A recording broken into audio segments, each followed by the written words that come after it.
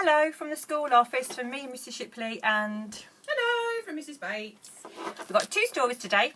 My one is called Sam's Snowflake. Mrs. Bates, what are you going to be reading? The usual Mr. Men that I always read, and it's Mr. Men, Little Miss, the Christmas Contest. Alright, There we go. let's go. Okie dokie. Right. It was Christmas Eve and Sam felt very excited. Dad was setting off to the forest to fetch a special Christmas surprise. Don't be long, said Sam, giving him a big bear hug. I'll be back as soon as the first flakes of snow start to fall, smiled Dad. How exciting. Do you like the snow, Mrs. Bates? I love the snow. I love snow. Sam couldn't wait for the snow to come. Every Christmas, Dad helped him to make a snow bear, take him tobogganing, and played roly-poly snowball fights. When will Dad get home? Sam sighed. Don't worry, laughed Mum. Dad will be here as soon as the snow arrives. Come and help me with these honey cakes while we're waiting. Honey cakes? I've never had a honey cake They before. sound nice. Any kind of cake sounds nice, doesn't it? So Sam helped Mum to make cakes and biscuits and puddings and pies. Everything smelled warm and spicy, but Dad still wasn't back and there was still no snow. Let's put up the decorations, said Mum. That will help to pass the time. Where's our decorations? We've got some. Tree. What tree? What tinsel? So Sam helped Mum to arrange big branches of holly and silver fir cones and red berries. Everything glowed and shone. Where's my big pine cones? There's one there. Where? Oh, here. Look at these. Look at the size of that. But Dad still wasn't back and there was no snow. That's the true size of the cone. It's a whopper. Compared to this one, it's a little one. We mustn't forget to wrap the presents for our friends, said Mum, so Sam helped to make a big pile of coloured parcels. But Dad still wasn't back and there was not a single flake of snow. Oh, no. Sam looked out of the window. Outside it was cold, dull and dark, a bit like today. No. Perhaps Dad and the snow would need some help finding their way. Sam had an idea. He found some paper and glitter and cotton wool. Then he was busy for such a long time, Mum roasted some chestnuts over the fire. At last Sam... Look, it's ready! It was Sam's snowflake. He made a snowflake. If I put this in the window, the snow will find our house, Sam said happily. And so will Dad, he whispered. Oh. It was getting late. Sam stuck the snowflake high in the window and Mum hung up his stocking. Time to go to sleep, Sam, she said. Dad should be here when you wake up. I do hope so, thought Sam, as he snuggled under the blankets. Sam's snowflake shone in the window. Outside, high in the dark sky, a single star burned brightly. At last, Sam yawned and blinked and fell asleep. You see the star through the window. Out in the forest, Dad was still far from home. He walked along, slowly pulling something heavy behind him. He looked up and sniffed the air. Snow is on the way, he grunted. Sam will be pleased. Wonder what is pulling behind him. Before long, the wild winter weather swirled through the forest, blocking the paths and darkening the sky. But in the distance, Sam's snowflake shone out bravely like a star. Can you see? What do you like to do in the snow, Mrs. Shipley?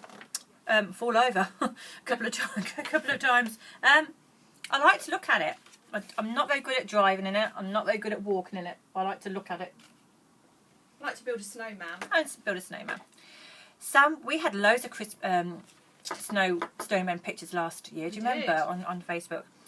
Sam woke up. It was Christmas. There were presents in his stockings and lovely smells of special food drifted up the stairs. Like Brussels sprouts. Through the window there was a new white world covered in snow.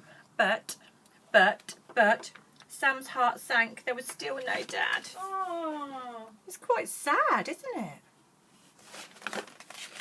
Hopefully it's a little happy ending.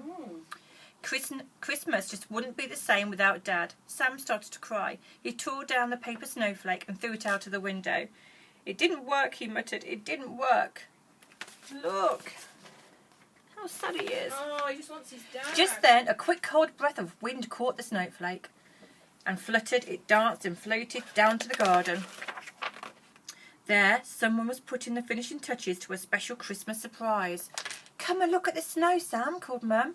Sam dried his eyes and put on his scarf and went outside. Look how deep the snow is now out there.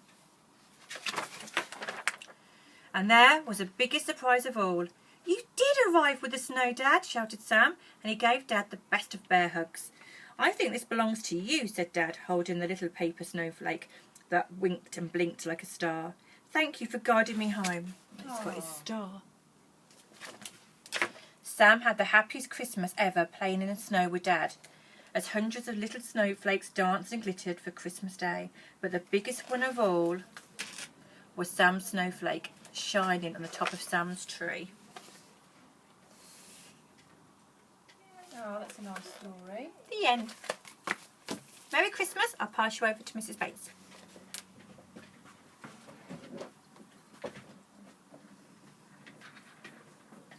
Change. Hello everybody. Nice to see you. Sorry, but got my jingly earrings in today.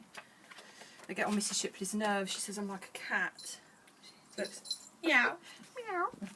Right, so Mr. Men and Little Miss and the Christmas contest.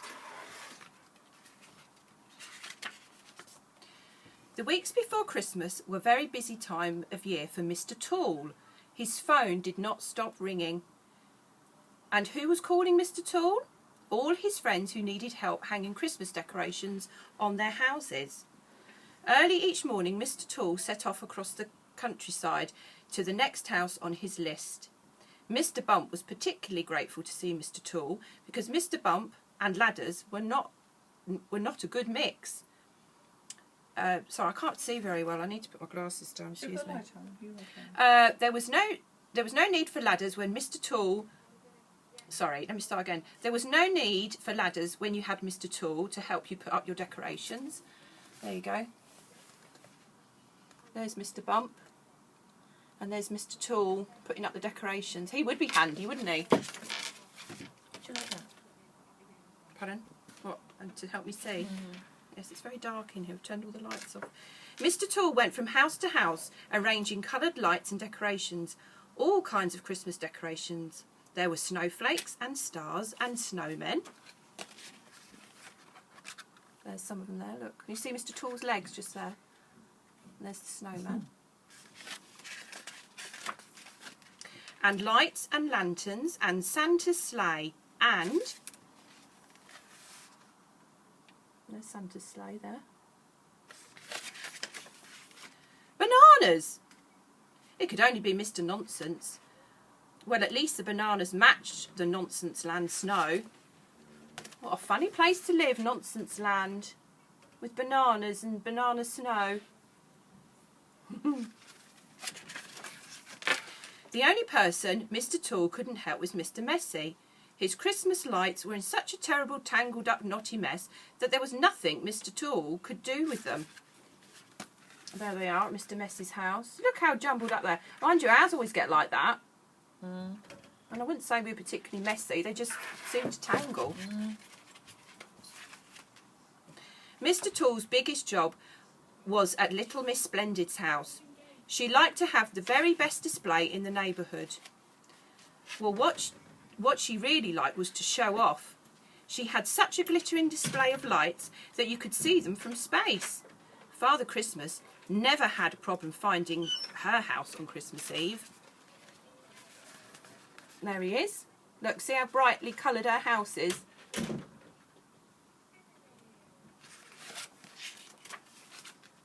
This year, Little Miss Splendid said, "We ought to organise a competition for the best Christmas house." "I wonder why you suggested that," smiled Mr. Tall. "It would be such fun," cried Little Miss Splendid.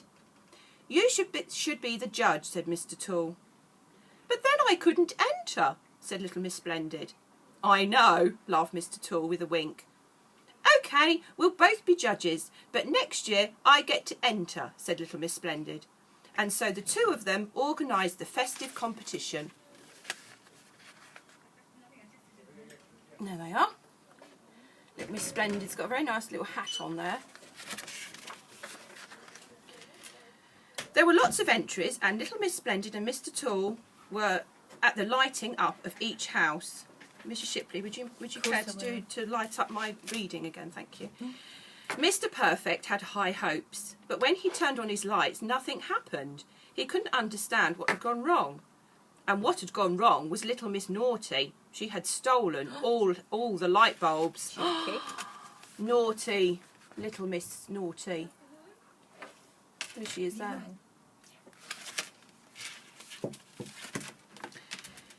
Little Miss Chatterbox's display only covered half her house, which little Miss Splendid and Mr. Tall thought was rather odd. But not odd at all if you knew that the phone had rung halfway through little Miss Chatterbox, hanging up her lights. And when had the phone rung? 3 days ago.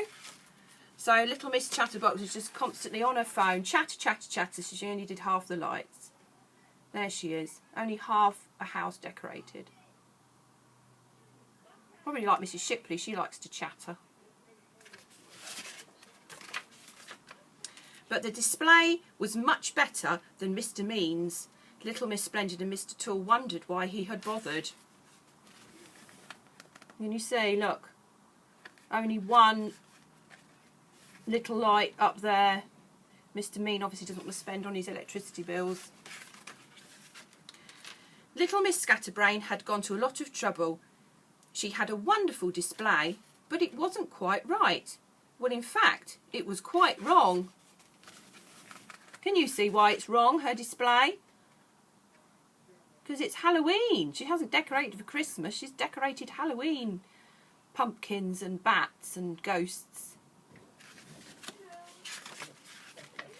Little Miss Splendid and Mr. Tall visited a lot of houses, and some of the Christmas decorations were good, but they couldn't find that extra special festive display that they were looking for. Something that would amaze them. Something that would surprise them. That's quite a nice one. But obviously not enough. They wanted something extra special. Finally, they arrived at Mr. Mess's house. They had very low expectations. A tangled nest of wires hung limply on his roof. Mr. Messy turned on his lights. There he is, like, just ready to turn them on. He doesn't look very happy, does he? It's all a bit of a mess. And suddenly, that great big jumbled up mess made sense, for it spelt out Happy Christmas, which was a huge surprise to little Miss Splendid, and it was a huge surprise to Mr. Tall. And it was a huge surprise to, there it is there, see that, Happy Christmas? It was a huge surprise to Mr. Messy. Well, I never, he exclaimed. It was such an amazing surprise that little Miss Splendid and Mr. Tall declared him the winner on the spot.